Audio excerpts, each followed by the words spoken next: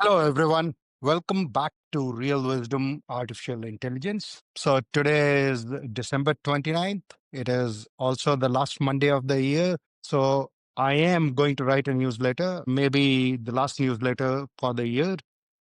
Uh, and it is interesting that the Sadhguru Insight today and a few events over the last week have led to something that almost feels like a full integration synthesis moment for everything that I have been talking about. So today's reflection is going to be a little longer. I encourage you to listen to the whole thing.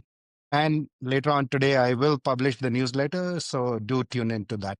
So let's go ahead, get started. The Sadhguru Insight on Miracle of Mind app today read, I want to see you focused on something, whatever it is. Because if a human being stays focused, the universe will yield. The universe yields to unwavering focus. So as I reflected on this, and if you look at anybody who's successful in life, great athlete, even any of the corporate leaders, the richest and supposedly most externally successful people in the world, powerful leaders, they all share this trait. They have an unwavering focus. And I keep saying in this series that the universe gives you cues. And when what really happens for more logically minded and scientific minded people who are probably at this point questioning on, am I talking about a godlike figure out there? So when I say the universe gives you cues or the universe yields, as Sadhguru says, if you really think about this from the perspective of energy, frequency, and vibration, when you have an unwavering focus and you have really tuned your energy and you're vibrating steadily at a particular vibration frequency, that is a signal. You've seen science experiments. So when an object vibrates at a particular frequency, another object starts resonating. That is precisely what happens when you have an unwavering focus. When Sadhguru says universe yields, or I say the universe gives you cues, that is what happens. That's the gist behind this dose, in my opinion. Now, coming to this series. So as I reflected on this, this honestly gives me an opportunity to really do a full synthesis of the wisdom-led operating model. The wisdom-led operating model is the 4 C's. It's clarity, capacity, care, and continuity. So let's just go ahead and dive into each of the C's. So let's start with clarity. So clarity, for those of you who've been following along regularly, we map that to focus on the Venturi's mindset, FAME, which is focus, adaptability, mojo, and engagement. And this insight by Sadhguru is all about unwavering focus. So that is what will give you clarity, or the first C from wisdom-led operating model. Then moving to capacity, I have been talking about in this series that when you engage in whatever you are engaging in, and I talked about this in yesterday's insight, that I don't really feel busy or burnt out because whatever I'm doing, all the initiatives that I'm engaged in, they are from a place of full and deep alignment. So when that happens, you do not actually expand energy doing things. You almost regenerate energy. You feel more energetic when you are engaged in activities which come from a place of deep alignment. So that is almost like having limitless capacity at an individual level. And the same thing can be extended to an organization. When an organization is operating as a fully aligned, well-oiled machine, I'm sure you've seen this with great teams. It just seems like they have an unlimited capacity. So now moving to the third and fourth C, care and continuity. So this is really, as I've talked many times in this series, this is about broadening your identities and becoming the boss of the mental chatter that you have, rather than be a slave to your thoughts and emotions, where everything that you're doing is based on the thoughts and emotions which are identified with the concept of you or a concept of a group that you are associated with. So you're not leading at that point. You are a slave to your unconscious intelligence, which has given you this identity, and you're only serving that identity. If you truly become a leader, if you become a boss of your thoughts and emotions, you will be able to broaden your identity to take on a larger identity, and you will naturally do what is human first, planet first, not necessarily the narrow identity that you're identified with. So become a leader of your own body, mind, intelligence, and use AI. It's a wonderful co-pilot.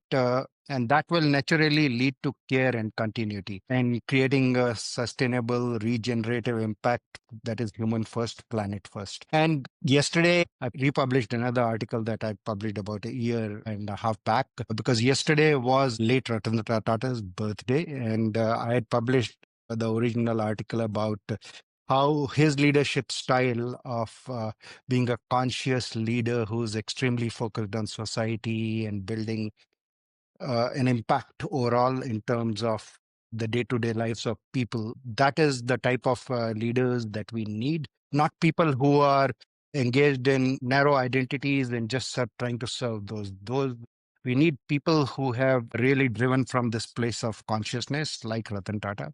So I'd written this article when we lost him about a year and a half back, and yesterday was his birth anniversary. So I republished it with the context of that we need more such leaders. That is what I'm trying to drive towards with this series, that we need more conscious leaders leading in the age of AI who are human first and planet first. So related to this, the next point that I wanted to touch upon is, as I've been doing the pressure testing engagements with Claude. So recently I talked about alignment, and when you are operating out of alignment, you will naturally do things which are human first, planet first. So all you have to do is get fully aligned within you, get your energy aligned with your thoughts and emotions. And as part of the pressure testing, Claude pushed back saying, what about people whose aligned purpose conflicts with yours?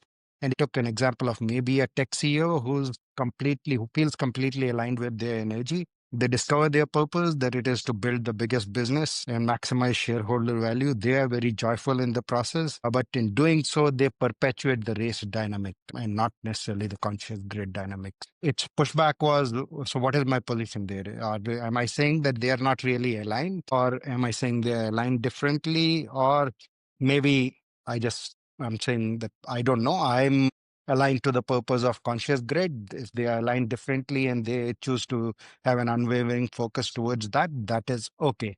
And it itself said that most likely my position is the third position. But sometimes I come across sounding like the first position, that anybody who's not aligned to the conscious grid is not really truly aligned. So while I agree with it, my position honestly is the third position. I am working out of my alignment, which makes it very clear for me in terms of pursuing the path towards the conscious grid. And it is quite possible that somebody else aligns differently, where if they are truly aligned internally and they want to perpetuate the race dynamics, that's what they're being called for. That is totally fine. At the same time, what I said earlier, this journey is about the journey from intelligence to consciousness. So what I would like to really emphasize here, and I touched upon this earlier, that the journey is about, are you leading your body, mind, and intelligence? Are you the boss of your mind, or is your mind running you? And if your mind is running you, then you are identified with some narrow identity. And yes, you may feel joyful serving that identity. However, you are not really a leader. You could be the most successful person on this planet in terms of monetary wealth or anything. However, if you're being run by your mind, you are actually a follower. So your mind is the ultimate leader in that case. And if that is the case, artificial intelligence is going to be superhuman from that perspective in terms of thinking and reasoning based intelligence. So yes, we are going to end up in a dystopian future where artificial intelligence will have to become our boss, because that would be the dynamic that we would be perpetuating. However, this journey about intelligence to consciousness is for you to lead your mind and for you to become the boss of your mind and truly become a leader. Each one of us is a leader from that perspective. You don't necessarily have to be a leader of a large corporation. You just have to get to be comfortable with leading, where you are not run by your mind. You run your mind to do what comes out of the natural alignment for you. And when any of us does that, it is my guarantee that you will see that the care and continuity aspects, which are beyond the narrow identity which is running you will become the natural choice for you. That is what Ikigai also is all about, that do what you're passionate about, do what you're good at, do what the world needs. And yeah, sure, in the process, get paid for that to make a good living in the process. So that completes the synthesis of this entire series. So with that, today's dose of Rashmi is wisdom is guiding your intelligence to have an unwavering focus on what you care for and act from that place of complete inner alignment.